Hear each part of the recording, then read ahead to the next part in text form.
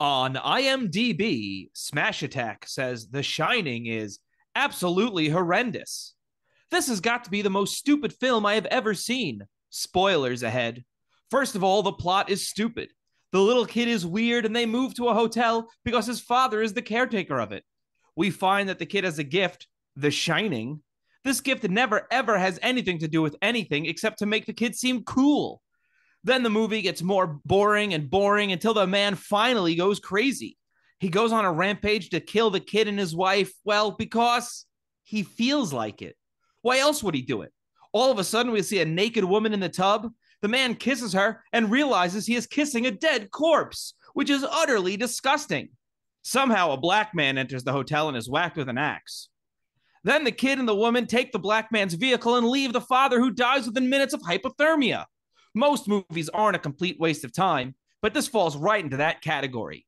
The music is trashy, the characters are corny, except Jack Nicholson, who is a good actor. The plot is twisted and fits the description of vomit. The ending is very predictable, the storyline is slow, tedious, and boring. This movie is extremely overrated. Avoid this movie at all costs. I'm surprised it's gotten such a high rating on IMDb. Written in December of 2001. But Smash Attack was not done. For in August of 2002, Smash Attack says The Shining is number one on my most awful list. All right, I've already written one review for this movie, but I've gotten lots of hate mail since then because I was told I did not explain enough. So here goes. Lots of spoilers are coming. Let's start with the actors. Jack Nicholson puts on a terrific performance in this movie. I will say that much. However, I hate to say that is the only good thing about this movie. The woman, can't even remember her name, is one of the worst actors I have ever seen. She was just annoying, and I was pleading with the movie for her death. The little boy, in his slobbering fits, made me just want to puke. No, the only good thing about this movie was Nicholson. The plot is not too bad, but is, to be honest, very lame. He is a caretaker and must take care, of the hotel during the winter. It's closed season. He takes his wife and child to live up there. Nothing happens for the longest time. It is such a boring movie. I was so sick of it by the time Nicholson started losing it. By the way, he loses it for no reason. The movie doesn't explain anything. I've never read the book, so I'm guessing you'd have to read the book to understand anything. The kid has a magical talent or something called The Shining, but this has nothing to do with the movie. I was at a total loss. There's a rather grotesque scene involving a naked woman that really made me want to shut this off. But something drew me in, probably the titties. I guess I just wanted to see how bad it could really get. Whew, I wish I didn't do that. It just gets worse and worse after that. The plot falls short with tons of holes. The storyline is absolutely boring and crooked, and the climax is totally predictable. I knew that the black guy would go up to the hotel, get killed, and the woman and child would take the vehicle and escape. The music is so horribly screechy that I just wanted to clap my ears and cause deafness every 5 minutes. But I guess it fits the grotesque atmosphere of the movie. I was utterly disgusted by this movie. If this is supposedly the best of horror, I will never want to watch the horror genre again for fear of seeing its worst. 1 star. He's consistent. He gave it 1 star both times. What did you say? I didn't get all that. Okay. This guy doesn't like The Shining. He contradicts himself a couple times. In the first review, he was like, the story's dog shit. And then the second one was like, story's pretty good. Well, he goes, the plot's not too bad, but it's very lame. So what is it? Because if something's very lame, it's bad. Yeah, I don't know. This doesn't seem like they really paid attention. You know? All I know is Smash Attack wants to smash The Shining. Wait.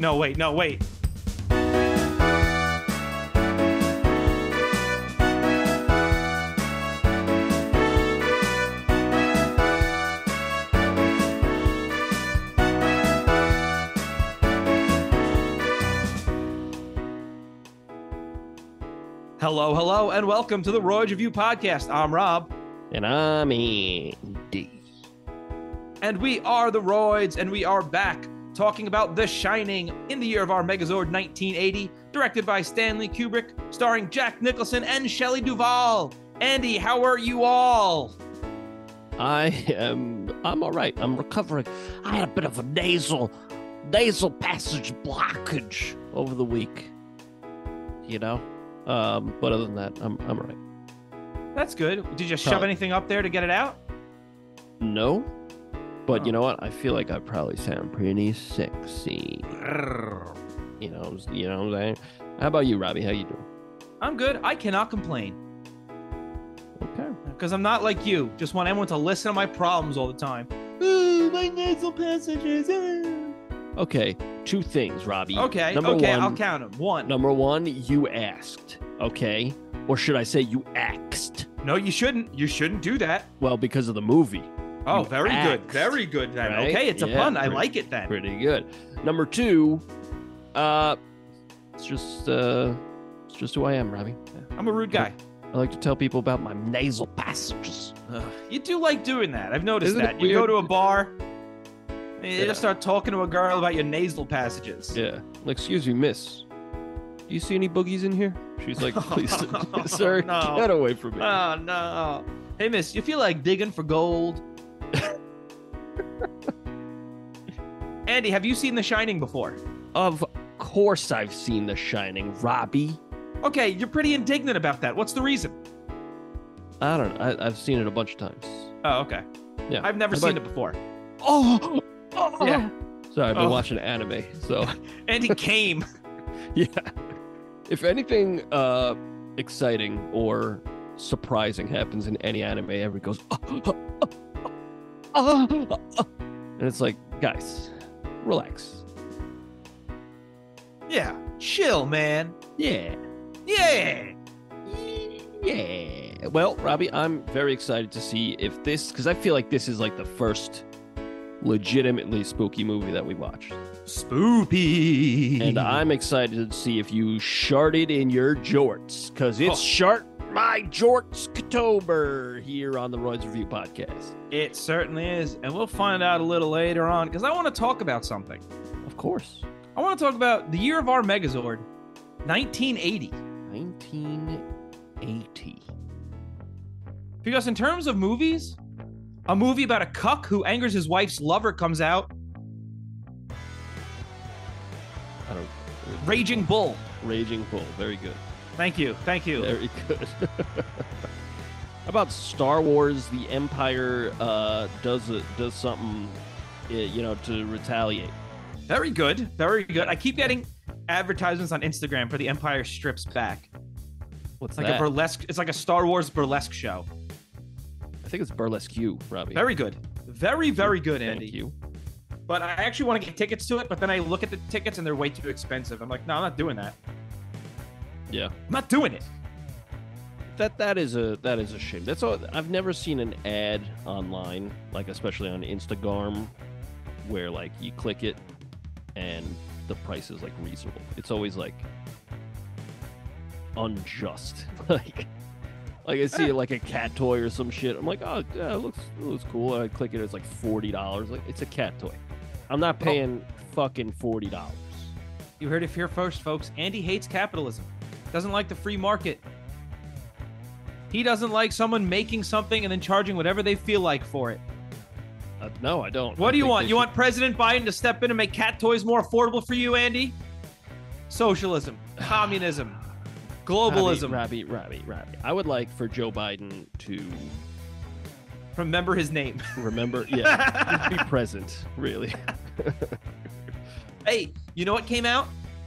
What came out, Robbie? It was DC's first attempt at an aquatic superhero. It's Grouper Man 2. It's about a half man, half fish. Very good. What about Superman 2?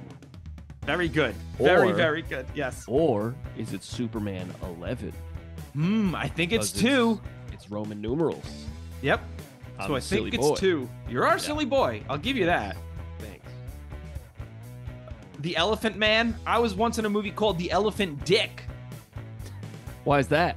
Yeah, well, because my co-star, that thing almost gave me a black eye. Wow. See, I've been called an elephant dick, but my penis is like the regular size, but I have 2 tusks jutting out the sides. Oh, I thought it's because you look hideous. Your penis is deformed like the Elephant Man. Very good. Very good. Very hurtful. Very good. Yeah. And Friday the 13th, which I had written a joke and it didn't work because I then found out that Friday the 13th is Jason and not Freddy Krueger. Correct. Yeah. Yeah. Well, maybe next year we'll do. We'll do a Freddy movie. I was gonna make a really good joke about how you look like Freddy Krueger, but I was then informed by Laura that Friday the 13th is in fact Jason. So there you go. Well, Freddy Krueger is your idol, and I say that because I believe he's a pedophile. Oh, okay. Awesome. How's that? Very good. That's very good, Andy. Oh. Thanks. Well done. Well, let's speak about pedophiles in music. Pete Townshend's Empty Glass album came out. Wow. Is that Let My Love Open the Door? Yes. Wow. I know a song. Very good. Very good. We also have Remain in Light by the Talking Heads. So they want to see you. They want to make sure they can still see you. Very good. Everyone's like, don't make a move. I want to see you over there. Thank you. Glass Houses, Long Island's own Billy Joel. Right? Billy Joel, is that correct? That is correct. How about Iron Maiden's debut album? Oh, what's that called? That's called Iron Maiden. Oh, wow, real clever. Where'd they get that from? Well, it's probably the name of the last song on the album, which is Iron Maiden. Oh, so it's the song Iron Maiden off the album Iron Maiden by the band Iron Maiden.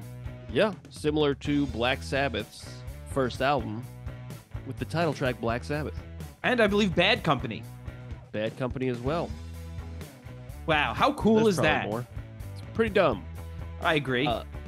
Also, Iron Maiden they close like the set before the encore every show with the song Iron Maiden. And I'm sick of hearing it. I'm done, guys. I'm good. That's totally fair. Yeah. Oh, an album. I think this is a rock opera about my sex life because it's called 17 Seconds by The Cure. Very good, Robbie. Very good. How about British Steel by Judas Priest also came out that year. Ooh. We covered Living After Midnight at our first show ever. You remember that? Yeah, a long time ago. When we were Outrider. Yeah, we were both in high school. We were young boys. School. Yeah. Rock and roll. Rock and roll. Oh, man. Ace of Spades by Motorhead, Gaucho, Steely Dan, and Dirty Mind by Prince. You got any more? Was that Van Halen 2, maybe? Was that 78, 79? I don't know. I guess I didn't have any more, did I? All right. Argy Bargy by Squeeze. Oh, shit. I used to have a cassette tape of Squeeze. Squeeze is good stuff. Squeeze is good stuff. Also, I was walking around with cassette tapes like a fucking chump in high school, and everybody was walking around with their CD players. I had a cassette tape player. And then everybody got iPods, and then I got a CD player. Like an ass loser. Yeah. But I had a cool CD player. It was a Studebaker CD player. Like a car? Yeah, it had like the decal or whatever on it. And he was driving a little car around school. Yeah. So he listens to his music, just driving around that car. Yeah. Mowing kids down. I was the coolest guy. Very good. Because you're an ass. It's a coolie. I get it. Yeah. That's good. Yeah. That's good. Hey, you want to talk about The Shining? Yeah. Hey, this music at the opening is fucking sick. Yeah, I really like the opening with you see that island coming into view, like soaring over the river, or whatever it is. Very cool. Cinematography. Very good. Very nice.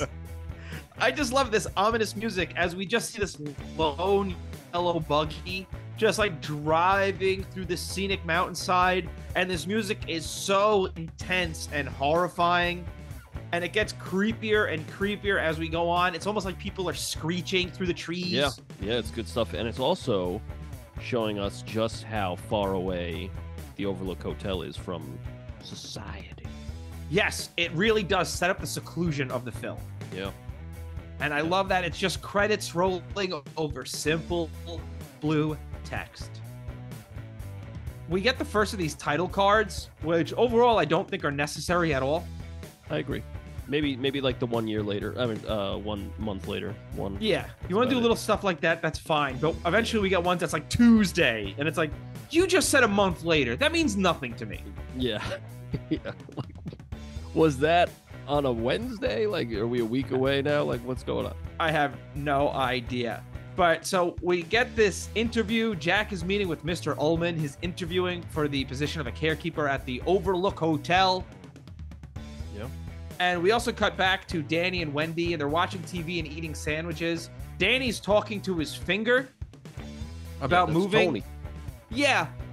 Hey, Wendy, as a parent, you can't encourage this. Yeah, I mean, it's clearly been going on for a while, and they're just like, oh, there's Tony. All right, cool. I know, but as a parent, you need to step in and be like, hey, kiddo, it's great to have an imagination. It's great you have an imaginary friend. But he sounds really scary. Yeah. Tony is scaring the shit out of me. Let's not talk to Tony anymore. He's a little man that lives in my mouth. All right. All right, Danny. Andy, you know all about a little boy in your mouth. No. You are a son of a bitch, Robbie. Hey, you know what's really suspicious? A teacher suddenly quitting their job and going to live in isolation. Isn't it? Apparently in the book, he leaves teaching because he beat the shit out of a kid who slashed his tires. Okay. And I'm like, hey, you know what? At least it's not a cuckoo's nest situation. Yeah, I mean, he's also... I think Stephen King was kind of upset how Jack Nicholson portrayed Jack Torrance, just because he's like, this guy's already nuts. And if you look in that interview, Jack Nicholson he's so good at being a nutbag that it's like hard to convince us otherwise. It's like, even in that interview, it's like, yeah, this seems like a regular guy, but he also seems a little off, you know? Well, yeah, he seems off there. He also seems off when him and the family are driving up, because Danny says something about like cannibals. Yeah. And Wendy goes, where did you learn that word? He goes, I learned it on TV. And you see it in his eyes and hear it in his voice. He's over it because he goes, did you hear that? Yeah. He heard it on TV. Isn't that great? He also, he asked what the Donner Party was. And yes, Jack Nicholson just explains it to his 7-year-old son. He's like, hey, these guys ate each other. And he's like, oh, cannibalism. Well, and, Kubrick talked about that. Is it Kubrick or Kubrick? I don't know. I think it depends on how pretentious you are, you know? Very good. Very good. He talked about how he portrayed Jack in the movie differently than Stephen King did in the book. He openly admitted that in the movie, he wanted to portray a guy who was already on the edge. Right. Whereas in the book, in Stephen King's mind, Jack is a character who he's not on the edge until he gets to the Overlook Hotel and the hotel makes him lose it. Whereas in Kubrick's mind, he's already losing it and the hotel is pushing him along more. Right. I also think the book has more to do with the alcoholism part of it. Very possible. Where it's kind of mentioned in passing a couple times in this.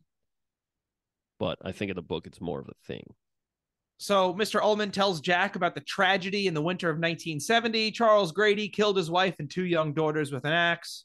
And then later we see Danny again talking to his finger Tony in the bathroom. And Tony's like, Jack got the job. Your daddy got the job. Yeah. Hey, Daddy, your daddy. He's like, you're about to get a phone call, and then the phone rings. You're like, oh, shit. This Tony guy. He knows his stuff. Yeah. Eyes and ears everywhere, this Tony guy. Yeah, I ain't going to fuck with Tony Fingers. Don't talk with Tony Index over here. Oh, yo, you better watch out for Tony Index. Oh, no. Oh, here comes Tony Index. He's always watching you. He's always watching. I know it. I know. Hey, I know that black guy's coming back to the house. I know Halloran's coming back. Yeah. Jack, take him out. It's good Dan- stuff. Danny gets looked at by this doctor who does absolutely nothing. And is just like, yeah, he's fine. Yeah. Your boy's She's like, cool. so this man who lives in your mouth, what's that about? And he's like, I don't really want to talk about it. She's like, all right. Like, there's nothing weird here. Yeah, the doctor's like, there's nothing physically wrong with him. Yeah, but he's talking to his finger, lady. Right. But how do you like the well, first to back up a little bit, the reactions in the room when the guy who interviews Jack, after he tells this disturbing tale of how the previous caretaker murdered his family, chopped him up into bits, and then blew his brains out with a shotgun. Everybody's just like, that's a hell of a story, huh? And it's like pretty fucking crazy. I think right there, an appropriate response would be, Jesus Christ. What the With an axe, huh? Yeah. Wow. Huh. Wife and 2 daughters. Well, good thing I have a son. Yeah, no, that's a big old red flag. Yeah, I'd say so. Brother. Also, how do you like all the spooky imagery when Tony gives Danny a little hit of that what's to come? How do you like all that spooky imagery? What spooky imagery? You see the elevator open with the blood. Oh, yeah. You know what it is? You've seen that. I've seen that in so many things. It looks cool, but it also doesn't make any sense. It's just an image. Yeah, it's just unsettling. Yeah, it's like, okay. I love it, though. That's my favorite thing. It's like, oh, well, I guess the house is on its period. That's why everyone's so moody. Nice. Everybody's got PMS. Yeah, they all synced up with the house already. Wow. Mr. Ullman showing Jack and Wendy around the Overlook. Jack is in the game room. He turns around and sees the 2 little girls from before. The music is fucking intense here again, and I was thinking there is a very good chance I do not sleep tonight. So the twins got you. Yeah, well, the twins and the music. Yeah, the music is definitely a huge part of this. The music was getting me. This music was creeping me out at this point. There is a point in the movie where it stopped being creepy, and I'll get to that point eventually. Okay. How do you like? I think the kid who plays Danny. Yeah. Is such a good actor, especially with his face. Like, his terrified face is so good. Like, when he's looking at the camera, he's like, yeah. I'm like, oh my fucking God, I'm spooked too, just because of how spooked you are. Yeah. Good. It's very good. He is good. I mean, I also love his seizure face where he's just like drooling and shaking and shit. Yeah. Oh boy. How'd you like when they're showing everybody around and the cook, he's like, just explaining things, and he's like, hey, Doc, you like ice cream? Like, he's talking to him through his mind. Yes, I really like that. Yeah. He's still talking to Wendy, and like, he doesn't even move his lips, but you hear him say, how do you like some ice cream, Doc? Yeah. That whole scene, though, when they're eating ice cream, is just an exposition dump. Oh, yeah. But you know what? It's a very good one because it does a lot with a little. It's like, it doesn't over-explain anything. It keeps it vague, so it's all still interesting. And then it's also like, what about room 237? He's like, don't ever go to 237. It's like, so it gives you a Chekhov's gun right there. It's just like a classic exposition dump setting up the rest of the movie. Oh, yeah. You know what doesn't make any sense, though? What's that? He knows he's about to sit down and talk to Danny while they're having ice cream, right? Yeah. So there's no point in him doing that spooky stuff with the, how'd you like some ice cream, Doc? Because he's about to explain everything in a minute anyway. Right. I guess. So all he does is scare the shit out of this child. For no reason. Yeah. You could have just been like, hey, I got that. I call it The Shining, and you got it. I can see you got it. Yada, yada, yada.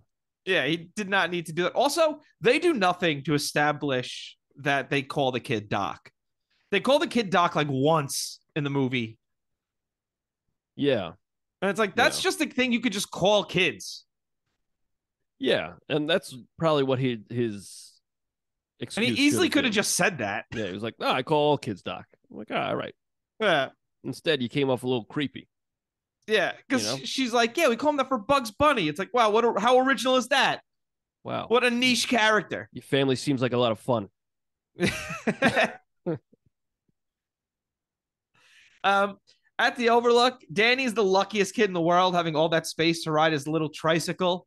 And Yes. it's awesome when he's riding his tricycle and the camera's following him from below, and all you hear is the hardwood floor, and then the Yes. carpeting, and then the hardwood floor again. That's Yes. fucking I awesome. was going to say, I like the sound design in, I mean, throughout the movie, but in that moment is like, ooh, this is good because it's building tension, and the kid's just riding his tricycle.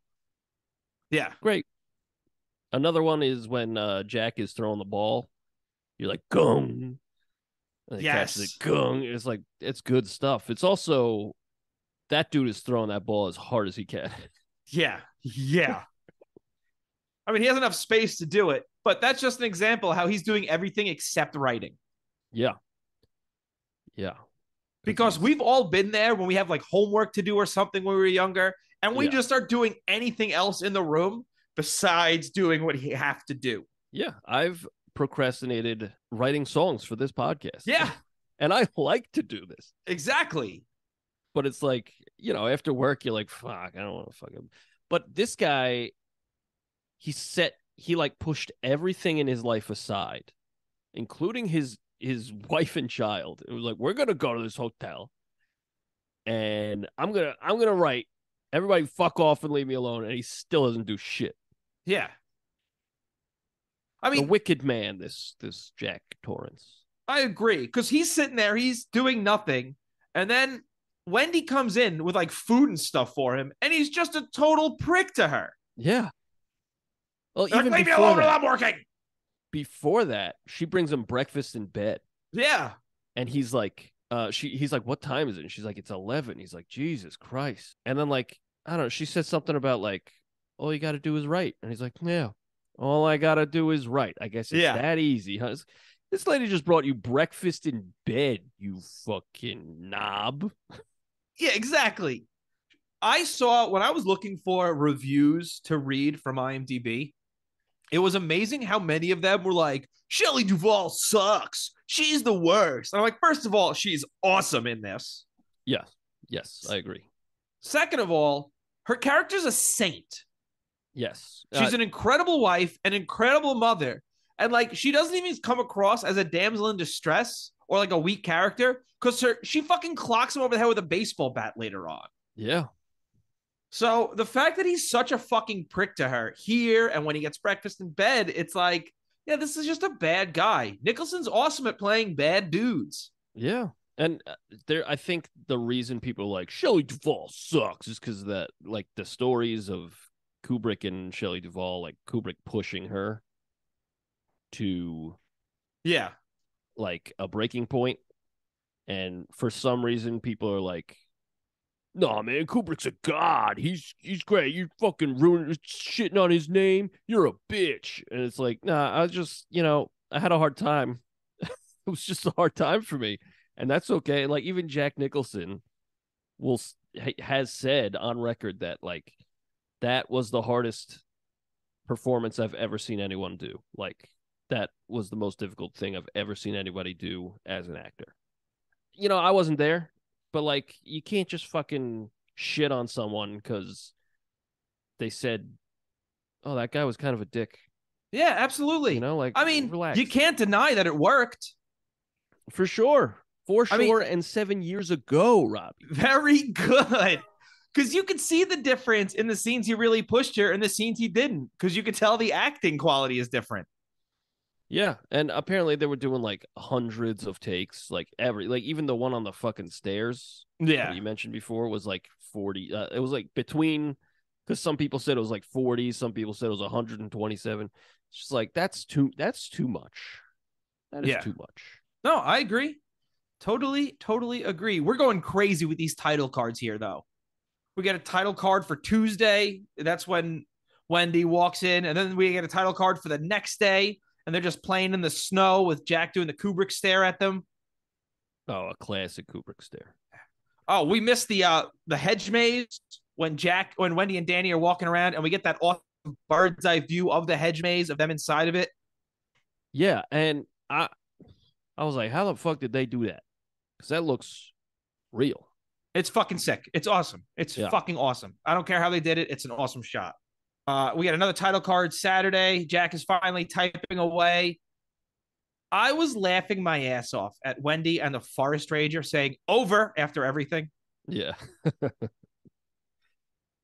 Wasn't there a joke in the shinning with the over? Maybe. I don't remember. I actually meant to watch that before this. Oh, yeah. Oh, thank God that's over. Yeah, thank God that's over. And he hangs up. Yes. Oh, thank God it's over. Oh, what, do you want us to get sued? Yeah. Hey, it's pretty gruesome seeing the flashes of the girls being all axed up and stuff. That still spooks me. I get it. Did that spook you? Something rotten. Because you're always saying that you're a real spooked fella. We'll get to what really spooked. There was one part that really spooked me. Okay, I'm ready. Yeah, and I'll let you know when we get there because we get another fucking title card for no reason where it's Monday and they're watching TV and it's really cool because I think this is the TV that has no cord. Huh. It's not plugged into anything. Oh, I didn't notice that. And she's like, and Danny's like, "Can I go get my fire truck?" Yep. This scene is pretty spooky as well. Oh, yes. This is creepy as shit. He walks into the room and Jack's just staring at the wall. Yeah. And he's like, why aren't, like, I'm just getting my fire truck. He's like, come here. And he, like, sits on his lap and he says, I'm just tired. And Danny brings up a pretty good point. He's like, why don't you go to sleep? You're fucking freaking us out, man. Why aren't you taking a nap? Well, he looks at his dad and goes, would you ever hurt mommy and me? And he's like, did she tell you that I would? Oh, yeah. And it's like, uh-oh. Oh, boy. This is a guy who definitely would. Oh, yeah. Oh, yeah. But this kid's sweaters are on point. Yeah, sure. No, this all movie long. Right? In this scene, he's wearing a sweater with Mickey Mouse kicking a football. Then the next scene after the next title card to tell that it's Wednesday. Again, they're supposed to be here for 6 months. Don't tell me these individual days. But Danny's wearing an Apollo 11 sweater when he sees that room 237 is open with a key inside of it. Uh-oh. And he goes in looking for his mom for some reason. He's like, Mommy. I guess he figured she opened the door. Like, who else would have opened the door, right? I guess that's a good point. And then they show the mom working on a time machine. Oh, no, she's in the boiler room. She's in the boiler room. Yeah, yeah. But she hears some spooky stuff, too.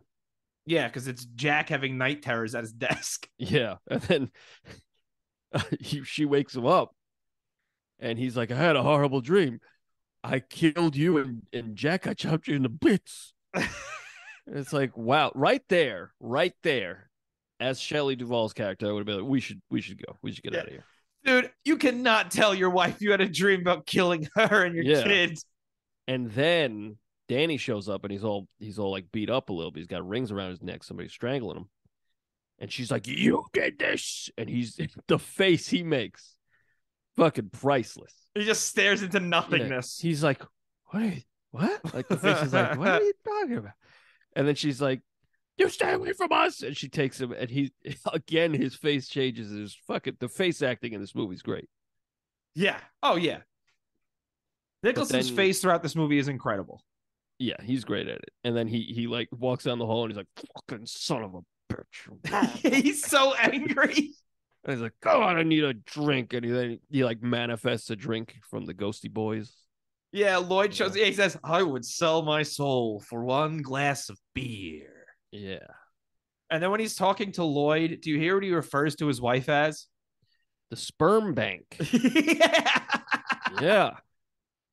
I was watching. Yikes. I was watching this with my wife, and she was like, "Yikes!" I was like, "Yeah, that's the kind of character we're dealing with here." I was dying at that. Jack Nicholson seems like such an awesome dude. Just listen to him tell stories. He does, yeah. Yeah. I also love Jack's talking to Lloyd here. He goes, I would never hurt the kid. right. So I did once a few years ago. And she won't fucking let me live it down. Yeah. But you notice how he says it was 3 years ago, but then earlier on, she says he stopped drinking 5 months ago. Yeah. Interestando. Very cultured, very worldly, Robbie. Ooh. I like how after he speaks with Lloyd, Wendy comes in and she's like, Jack, Danny says there's a woman in one of the rooms and she strangled him. And he just turns to her and goes, are you fucking crazy? Or are you out of your fucking mind? Or some shit. It's fucking great. And then he goes in there. Yeah. Yes, he does. Real quick, though, before he goes in there, okay. Danny starts communicating with Halloran, the chef. And we see Halloran. He's at home in Miami. And for some reason, there is a Denver weather report. Yeah, on his TV. On his TV. Well, I mean, first off, the guy's name is Dick Halloran, right? Yeah. There's a joke in there. Absolutely. Okay. All right. My dick is a Halloran. Yes. Very good. Because I got gonorrhea. But the very, very nice. Very good. That dude's room is fucking lit. He's got boobies on the front, boobies behind him. And his fucking jammies? Are you kidding me with those jammies? That man's living the life. But he's just sitting in his bed with his feet elevated on a pillow, like hands, like French fried fingers, as we say in the elementary school teacher world. Very good. And like, he's just chilling, watching a Denver weather report. Yeah. And then he gets the same look on his face that Dan Aykroyd gets in Ghostbusters when the ghost gives him a blowjob. Yeah. Because he's just sitting there, oh! And I just imagine he's just looking at the picture that's right in front of him. Like, there's no internet porn now. He doesn't need to go to magazine. He just needs to look in front of him when he's in his bedroom and there's boobies. Boobies. Boobies and bush. Well, speaking of boobies and bush. Boobies.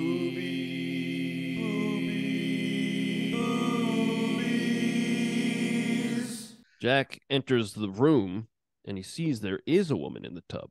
Yes. And Jack gets hyped for this woman. Yeah, which is strange. And I know that he's gradually going nuts here, but like she gets up out of the tub and it's a smile slowly appears on his face. Yeah. Where my first instinct would be, hey, did you strangle my son? I came. Uh-oh. But That'd also, be my first instinct. But also, how'd you get in here? Yeah, fair. I don't know. He's just like, let's fuck. Weird. Yeah. If you're a naked woman and Jack Nicholson is making that face as he walks towards you, must be the most terrifying thing in the world. Yeah. Yeah, for sure. So then they start making out. And this is the scariest. This is what really scared the shit out of me. Yeah, that's good stuff. But all of a sudden, it's like a dead old lady, and like her body's rotting and shit. And she's just laughing. Yeah. Oh. Yeah. I'm scared. I'm aroused. I don't know what to think. I'm disgusted. I don't know what to think.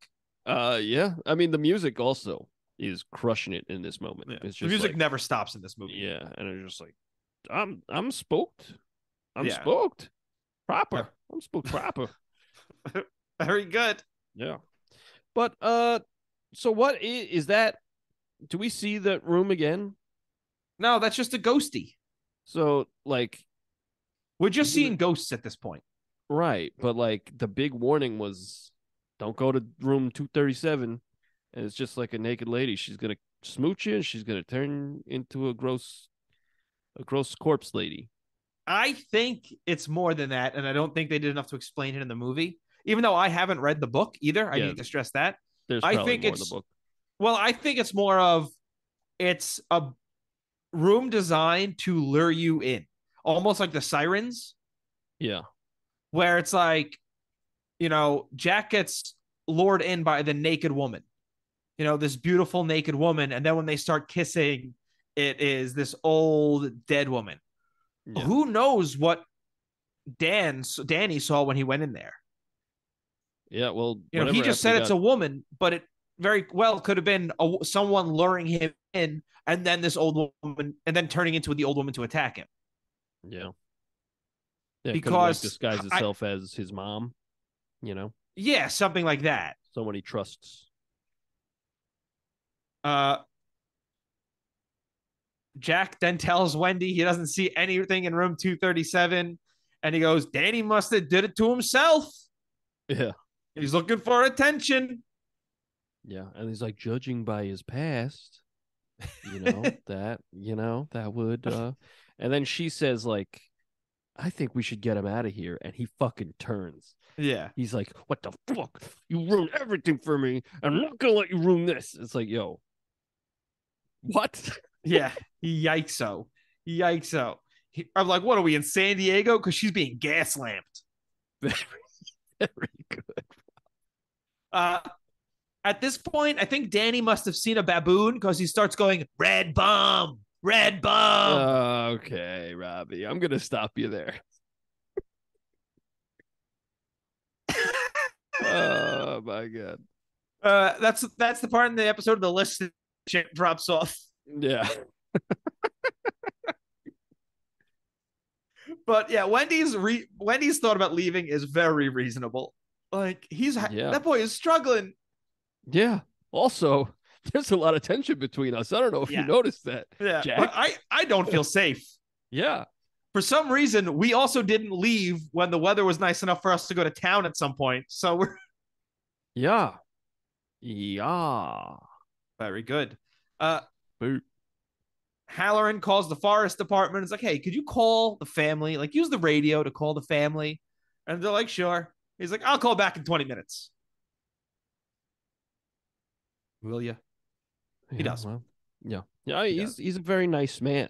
Like, Yeah. he goes so far out of his way, and then he just gets fucking axed in the chest. Axed. Well, no, as Smash Attack said, somehow a black guy gets into the hotel and is immediately axed. Right. My wife, when we were watching, this is not her first time watching, because I remember when we first started dating, I was like, yeah, let's watch The fucking Shining. But she was like, is he gonna die? And I was like, well, it's 1980. It's a horror movie. Yeah. And he's the one black guy. Is he gonna die? Yes, he's gonna die. Most certainly. So those are the rules at that moment in time. Yeah. They've changed recently, which is nice. Kind of. Depending on the filmmaker. That's for true. Jack walks into a party in the gold room, and Lloyd's like, hey, there's no charge for your drink now. Yeah. Your money's no good here, sir. When Jack goes into the bathroom, he's talking to the server, Delbert Grady. So I don't know why all of a sudden it's Delbert Grady when it was Charles Grady at the beginning of the movie. Yeah, this is where it gets kind of weird and muddy. I think a lot of this is just Stanley Boy just trying to be confusing.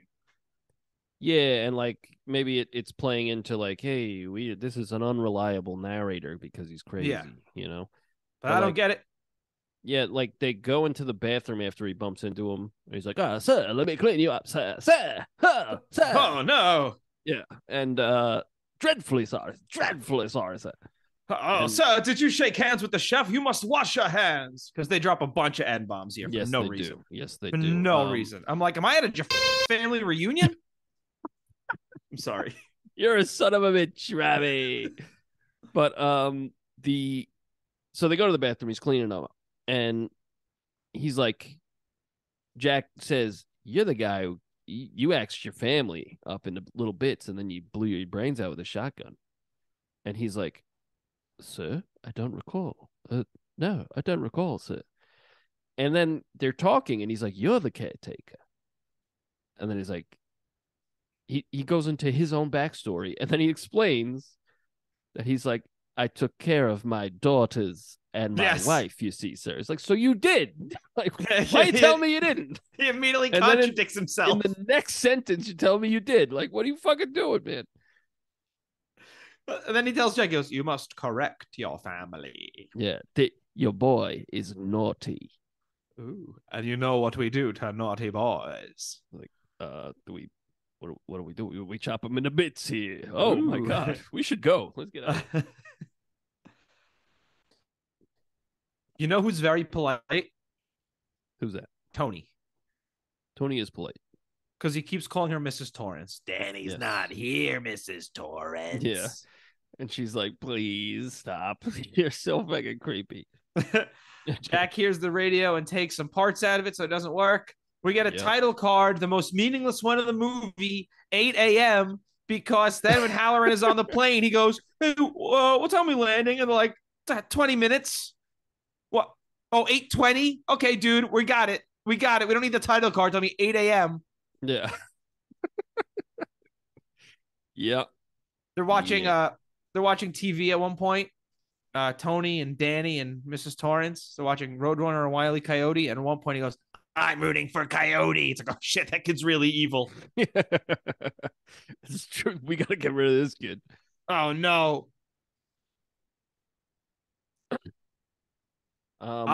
Yeah. Is this where we get to all work and no play? Yeah, we're basically there because this is where she grabs the bat and she starts walking out of the room. This is my favorite scene.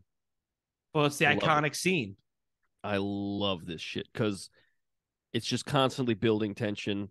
And like he's like, "What do you think?" And she's like, "Holy shit." And I don't know who had to type all that. But Seems like hell. It's like 900 pages.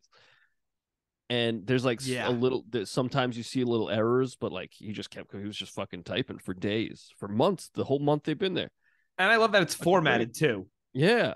Like he was actually thinking he was typing something. Yeah. That's great. That's fucking great.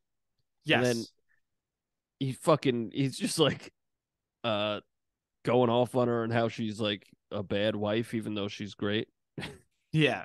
And they're slowly climbing up the stairs. And he's like, I'm not gonna hit you. I'm not gonna hurt you. Did you hear me? Like, I'm not gonna hurt you. You didn't let me finish. I'm not gonna hurt you.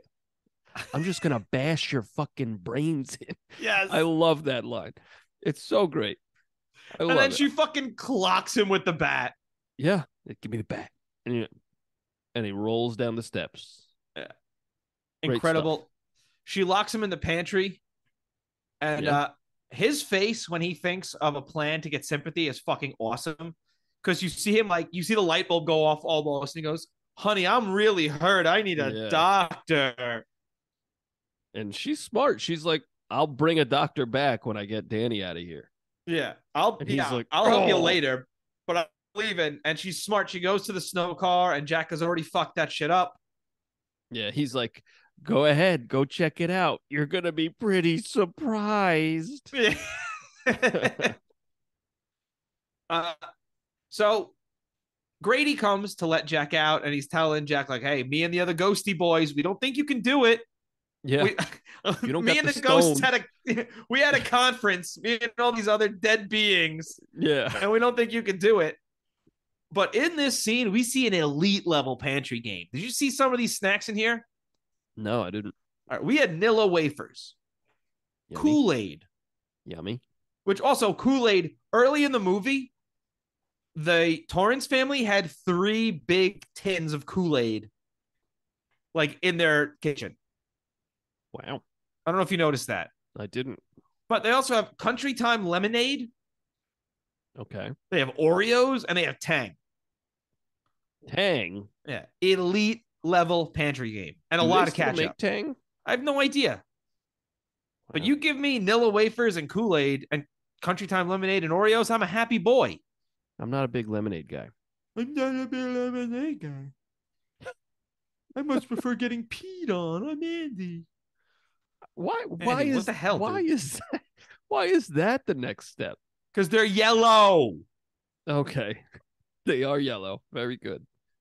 You gotta drink more water. Halloran makes his way towards the hotel. Tony keeps going, "Red, rah, bah, bah, bah, bah." He's just holding a knife near his mom, going, "Red, rah, bah, bah." And then she wakes up and she sees it in the mirror, And she's like, "Oh, it's murder." Oh, yeah.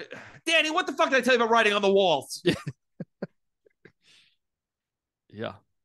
Yeah. I don't know with all these like TV references he's doing as he's bashing through the doors. When he goes, Wendy, I'm home. Love and the it. iconic, here's Johnny. It's just, I don't get it. I think that's probably Just to be funny. like take 98, and Jack Nicholson's just like, "Is this what you want?" Yeah, I don't just know. losing it. Yeah. I also think that Mr. Grady sounds like Amadeus Arkham from Arkham Asylum.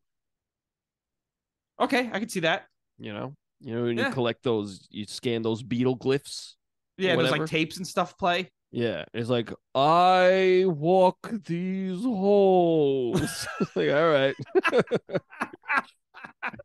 Danny hides in a cabinet, Jurassic Park style.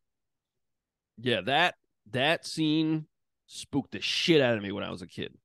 I get that. I could totally Just get that. like the way the angle, like it's following Jack, and he's like, Danny, and Danny gets so spooked that he just like up and runs out, and then he starts shuffling after him, and the camera's shuffling with him. It's very good. I really like that shit. I agree. Yeah. Also, he did we mention he killed? I was just about to say, Halloran is murdered by Jack. Now Yeah, that's what I call giving someone the axe. Very good, Robbie. Robbie. I mean, for a horror movie, this has a pretty low body count. Just him. Yeah. Yeah. Well, Wendy goes upstairs and sees a guy in a dog mask giving some dome. Yeah.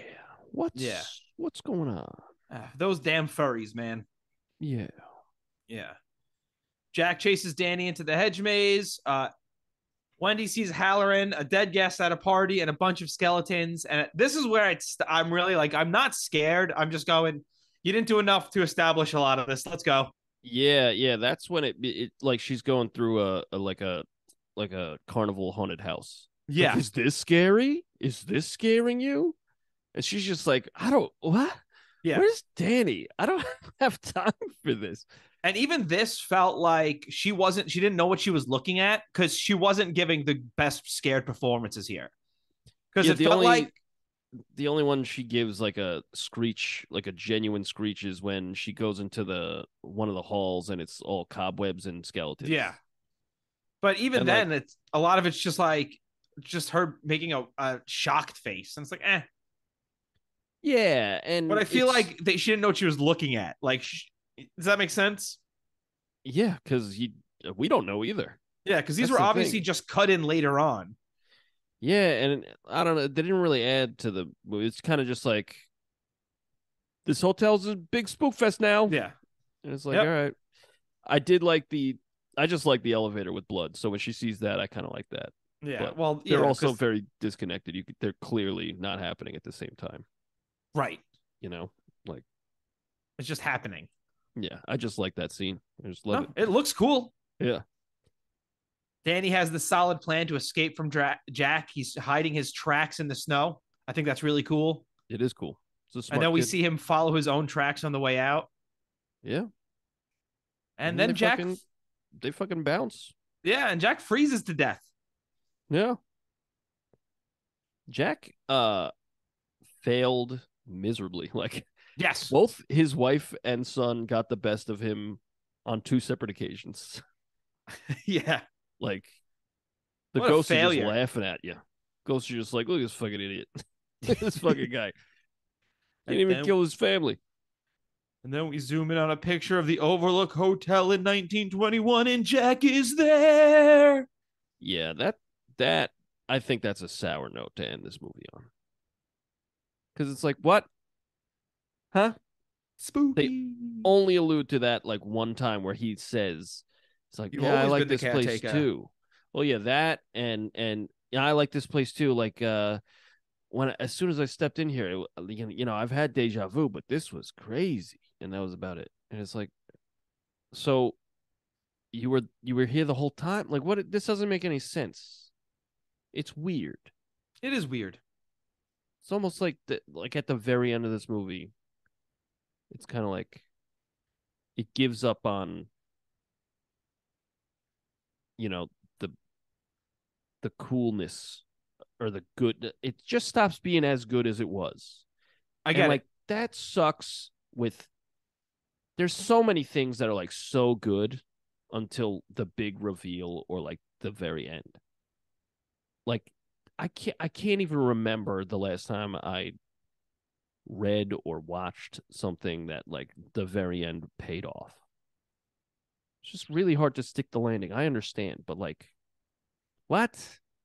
1921? What? I don't know. And then the credits roll. It's like, what? Yeah. Great movie. I love it. Yeah, I thought it was good. Well, what would you give it out of 5 on Letterboxd? Oh, that's an excellent question, Andy. Out of 5 stars, I would give this movie 4 stars. Wow. What about you? I would go 4.5, but I'll settle at 4.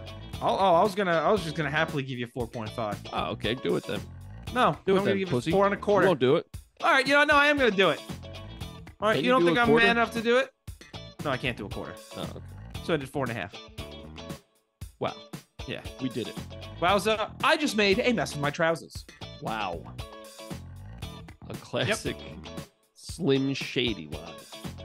Now, I think there are a lot of questions about this movie, but I really only have one.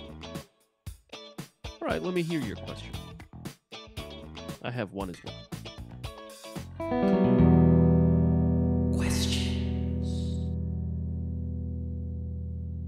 Hey, Wendy, if you think a lady has attacked your son in the hotel, why are you leaving him alone? That's a great question, especially because you're brandishing a bat. Yeah. And you ran away from your child. Yeah. Weird. Questions. Oh, okay. I have 2 questions. Oh, great. You, Rodney. I'm so sorry. Is the guy with the split open head who greets Shelley towards the end, or he's like, great party, or whatever the fuck he says, is that Mr. Grady? Or is that just some rando? Just some rando. Oh, maybe don't get like a bald British dude. Yeah, it's weird.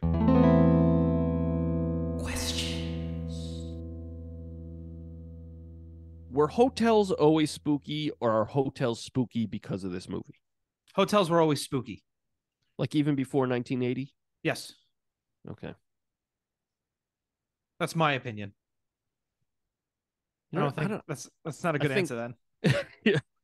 I think this movie brought out what's spooky about hotels, and it's just like long hallways with like. They call me the long hallway, baby. Very good. Because I got very a long colon. Weird. Yeah. I think it's the long hallway with the pattern in the rug. That to this day is a little unsettling to me. I agree. It's also the constantly changing pattern of the rug. Yeah. Yeah. There's a lot of stuff they do that it's either continuity errors or being creepy, and I can't tell the difference. I think that works in their favor. Exactly. I think that's why I'm like, it's got to be on purpose. You know what else is spooky about hotels? What else is spooky about hotels? Is when like you go into your room and then there's like a naked lady in the tub and you make out and then she turns into like a corpse. How often does that happen to you? And she laughs you out of the room. All right. Well, you're used to getting laughed out of the room in a sex situation, but how long does that specific situation happen to you? Oh, almost every day, even in my house. Terrifying. Absolutely terrifying. Yeah. My life is really, really horrifying. All right. Well, let's move past that and do trivia then. Because it sounds like you need to talk to somebody. I'm going to do my absolute best to move past it, but I cannot promise you because it is truly scarring me. Yeah, I've been looking at that face in the corner behind you. Yeah, that's Pam. Oh, hey, Pam. Yeah. We named her. Oh, good. Now, it's nice that you named this human being and you're ignoring them trying to tell you their name. She doesn't speak. She just laughs as she turns into a decrepit old lady. Very good. Very good. Like, that's Pam. And then we don't sleep. My name's Joe. She said, no, your name's Pam. I have 6 trivias. I have 5. Wow, I'll go first then. I'm sure you will probably. Yeah. Yeah, watch this. A likely story. How long does Jack say the drive takes for the interview? 3.5 hours, 4 hours, 2.5 hours, 3 hours. Andy. And he, yeah. 3 hours. No. 3.5 hours. Yes. Damn it. Yeah, well, Okay. Aren't you a silly boy? I would like to think. Who was not considered to play Jack Torrance? Who was not considered? Me. Ah, shit. All right, which one of these was not considered? Okay. All right, Robert De Niro, Robin Williams, Jeff Bridges, or Harrison Ford? Robin Williams. Incorrect. Harrison Ford. Incorrect. Robert De Niro. Incorrect. Jeff Bridges. Correct. Very good. That would be good. Apparently, you saw De Niro in Taxi Driver, previous episode. Stanley Kubrick, that is. And he was like, nah, he's not crazy enough. And then he saw Robin Williams on Mork and Mindy, and he said, nah, he's too crazy. And I forget who wanted Harrison Ford. I think the studio wanted Harrison Ford or something. Oh, okay. At the beginning of the movie, what cartoon characters are on Wendy's mug? Tweety and Sylvester, Roadrunner and Wile E. Coyote, Tom and Jerry, Batman and Robin. Huh. Tom and Jerry? It is Tom and Jerry, yeah. Hell yeah, bro. Uh-oh. Okay. What sporting event did Jack Nicholson feign back pain to get time off filming to attend? Was it the World Series, Wimbledon, the Super Bowl, or the Stanley Cup? The World Series. Incorrect. I don't know what. Wimbledon. Ah, He's a big tennis fan. interesting. I didn't know that. He got in trouble. Stanley Kubrick seen him, and he said, I'm going to put you in a Stanley Kubrick. Oh no. Oh, Yep. no. Yep. Where in the Overlook did Charles Grady dump the body of his dead family, according to Mr. Ullman? The freezer, the West Wing, the Gold Room, or the maze? The West Wing. Yep. Wow. Starring Martin Sheen. Just dumped it in the middle of the set of that. Yeah. of What that the fuck show. is this? This chopped up bodies? What did Jack Nicholson restrict himself to eating to remain in an irritable mood throughout the filming and to be all method and shit? Was it just plain turkey sandwiches? Nothing else, just turkey and bread. Was it cheese sandwiches? Same thing, just cheese and bread. Boiled chicken with no seasoning, or almonds? Cheese sandwiches. Correct. Yeah. Imagine Apparently- they like block you up too. Yeah, I would imagine this dude was having some rank farts, Yeah. like on set. It's like, I'm just gonna bash your fucking brains in.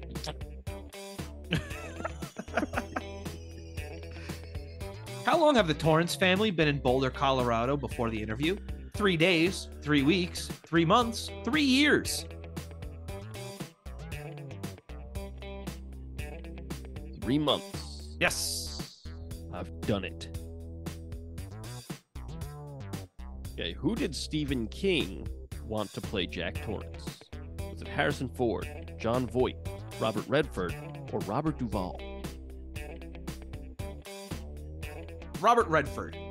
Incorrect. Robert Duvall. Incorrect. I don't know who. It was John Voight. Oh. Yeah. Cool. Yeah. What state did Jack teach in? Colorado, New Hampshire, Maine, or Vermont? I want to say Maine. Well, you're wrong. Damn it. Colorado? No. Oh, Vermont. Yes. I always knew it. Very good. Quick story. Oh, excellent. Here we go. Yeah. I'm at one of my jobs, right? And my boss calls me and they're like, "Hey, I'm looking for this specific thing. Can you check this supply closet?" So I go check, it's not there. And they're like, "All right, can you check this other supply closet?" Go check, it's not there. And then the last place, they're like, "Oh, check this closet." Check, and it's there. And they're like, "Oh, I knew it was there." Why did you, if you knew it was there, why did you have me search those first two places? Huh? You know what the worst part about finding something is? What's that? It's always in the last place you look. Ooh, real myth. All right. Who did Jack Nicholson suggest for the part of Wendy? Was it Shelley Duvall, Jessica Lange, Mary Tyler Moore, or Talia Shire? Talia Shire. Incorrect. Jessica Lange. Correct. Wow. How high are the walls on the hedge maze? 13 feet, 14 feet, 15 feet, 16 feet. I'm going to go 13 feet. That is correct. I've done it once more. Very, very good. That's the end of my trivias. That is also the end of my trivias. That's cool. That's cool. Did you happen to write a song? I you know what? I did, Robbie. Oh, yeah, you did. You wrote a song. Yes. You sat down and wrote and recorded a song about this movie. That is the crux of this podcast. That is the Horcrux. Oh, no. It's got a piece of Voldemort's butt. I don't like that at all. Isn't that what the Horcrux is on? Yeah. Yeah, like it's like parts of Voldemort's soul. No, it's his butt. I'm pretty sure it's his butt. That's why there's only 3. There's one cheek, another cheek, and the hole. Okay. All right. Hey, Andy. Why don't you pick heads or tails? All right. I'm going to pick heads. All right. It's heads. Hey. Do you want to go first or second? I would like to go second. Okie dokie artichoke. My song is called Play.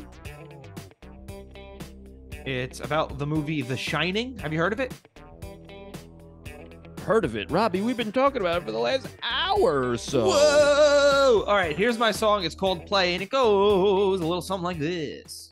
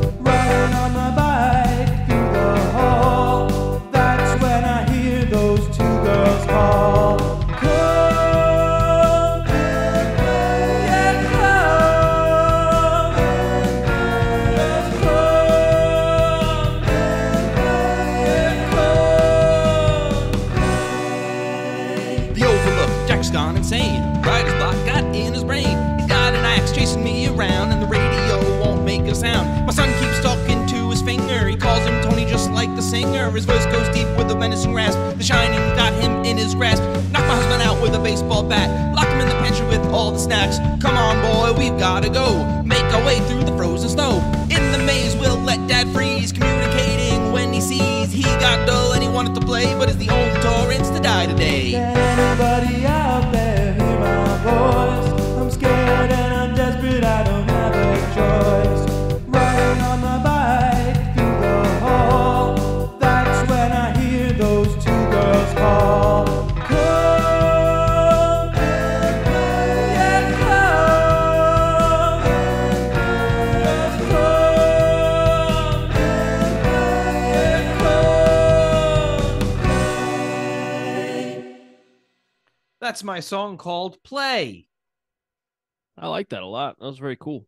Thank you. The rap part of it is from the perspective of Wendy, while the rest of the movie is the rest of the song is kind of jumping all around between perspectives of the movie and singing around. And it's I kind of thought the chorus was kind of creepy fitting the movie, but I wanted You to got play like something those like half steps or whatever they are. Yeah, Sounds like half steps. It was very cool. it is. It was B minor to B flat minor. Whoa! Yeah. Yeah, very cool. Creepy. I enjoy that. Creepy. Noise. Let me ask you a question. Yeah. Did you end up losing any sleep over this movie? No. Good. Because by the end of the movie, I was kind of like bored. I was like, let's move. Come on. Yeah. I think it kind of drops the ball in the last. Like I think 5 minutes, honestly. Horror movies are best at like 90 minutes long. Yeah. Because after a while, the scares stop hitting you. Yeah. It's kind of like if you watch a comedy that's like 2.5 hours. After a while, you're just tired. You're just like, all right, let's go. Yeah. I agree with all that. Tell me about your song. My song is called REDRUM. You know, backwards, that spells murder. Oh my goodness. Yeah. Are you trying to send us a message? I guess. Are you trying to give me a massage? You fucking wish. Are you trying to give me a happy ending with that massage? Oh, Robbie. Oh. I'm not trying to lose my certification. Very good. Yeah, it's called REDRUM, and I really kind of flew on the seat of my pants on this one. I've mentioned before I record the drums first, and at the end of the song I kind of switch it up, and I didn't play what was in my head on guitar first. I just played the drums to it, and I was like, I'll figure it out, and I didn't. So awesome. So I ended up writing something completely different to the same drum beat, because when I was writing what was in my head, it turned out it was that part in that Journey song, Someday Love Will Find. Oh yeah, Separate Ways. Yeah, that part where it goes Scoo-doo, scoo-doo-doo, like it was that, and I was like, I can't do that. Very good. So I wrote something very different.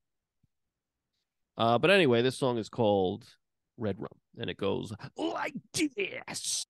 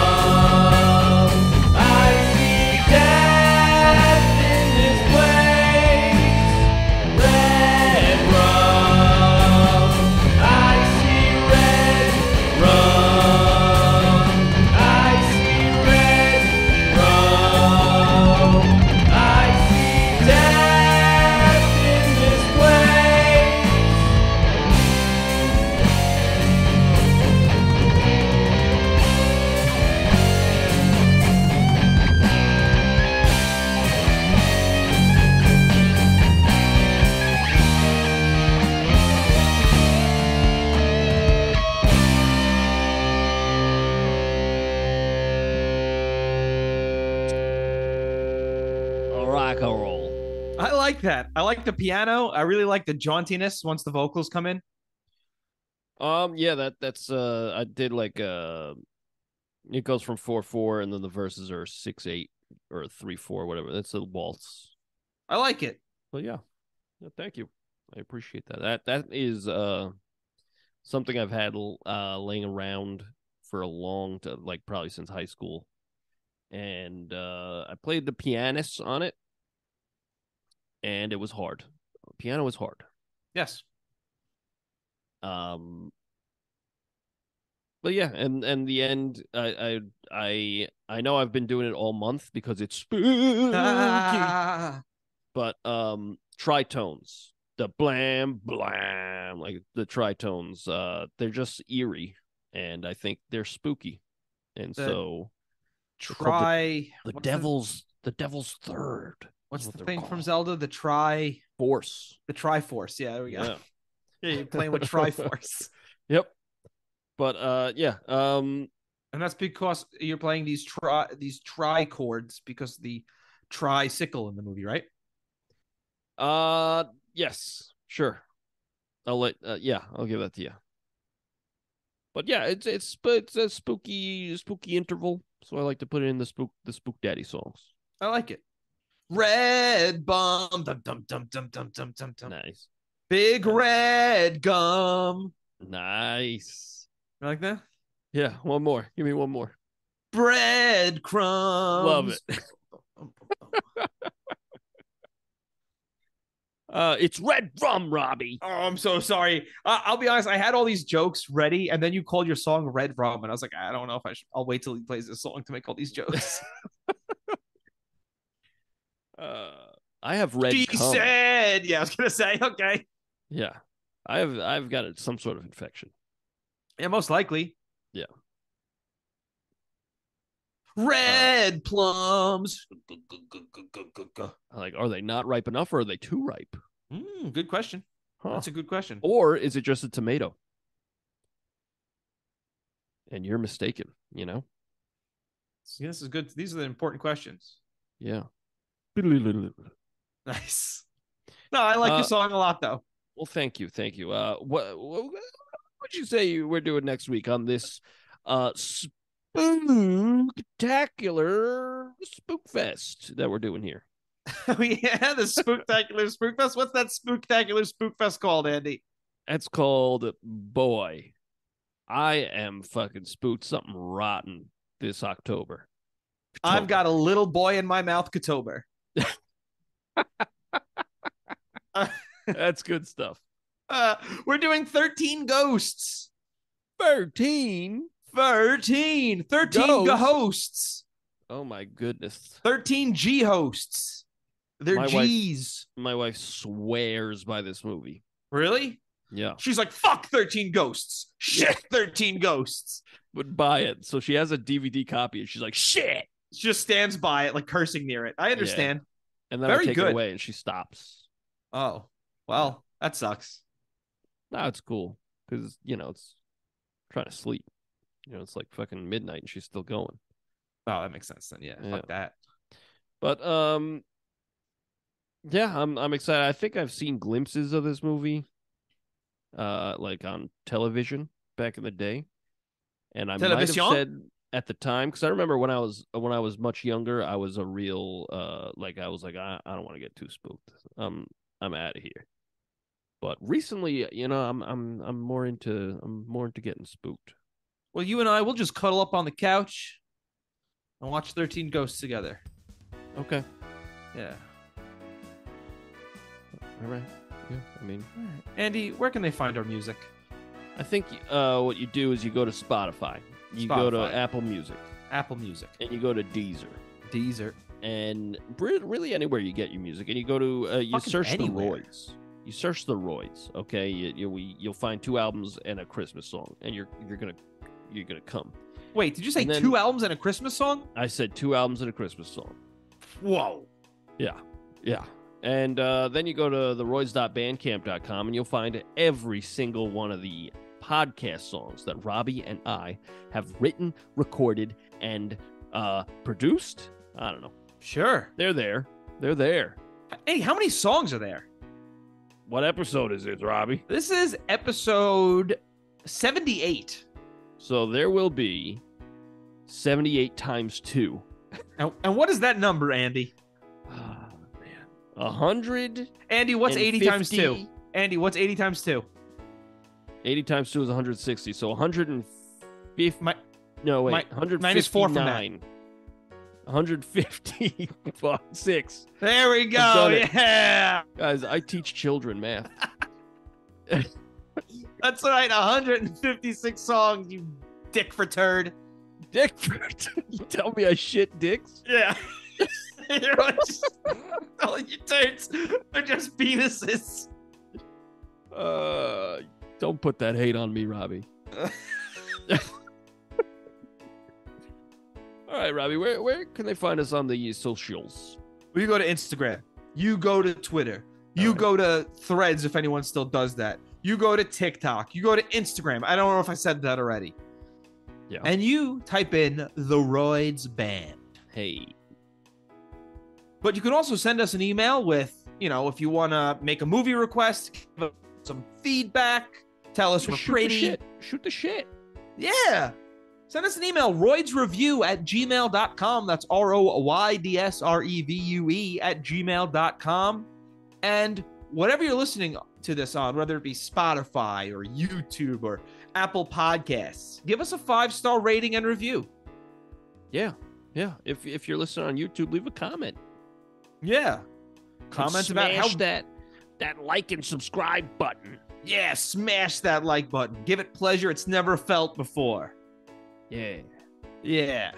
Pull its hair. Smack its rear end. Smash that like button.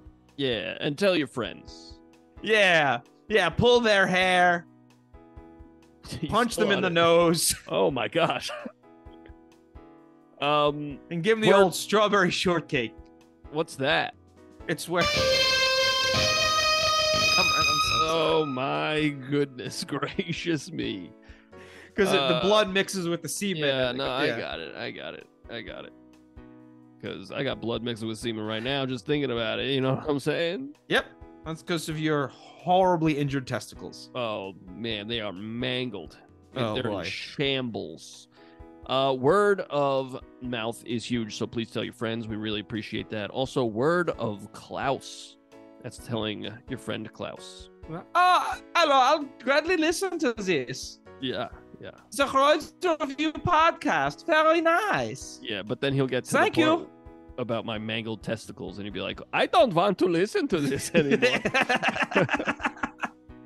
All right, next week we're doing 13 ghosts, and then maybe we'll do 14 werewolves. This guy is on one. Okay, bye, everybody. Thank you again. Bye.